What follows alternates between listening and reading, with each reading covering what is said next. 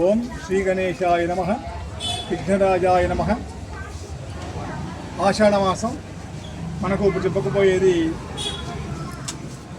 ఆషాఢమాసం కథ. ఆషాఢమాసం కథ అందరూ వినవలసిందిగా ప్రార్థన. ఈ వ్రతాన్ని ముందుగా శ్రీకృష్ణ భగవానుడు ఆచరించి సిద్ధి పొంది తాను ధర్మరాజుకు ఈ విషయాన్ని చెప్పడం జరిగింది. కాబట్టి శ్రీకృష్ణ ధర్మరాజుల సంవాదం వలననే మనకి ఈ కథ అంతా కూడా ఈ వ్రతం యొక్క మహత్యం అనేది లోకప్రచారం కావడం అనేది జరిగిందనమాట. మరి యథాలాపంగానే ఆషాఢమాసం సంబంధించి పార్వతీదేవి మహాగణపతి ఈ విధంగా అడిగిందనమాట.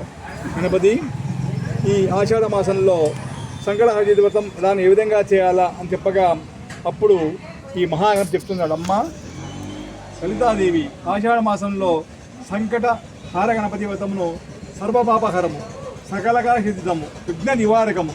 ఈ మాసంలో నన్ను విఘ్నరాజు అని పేరు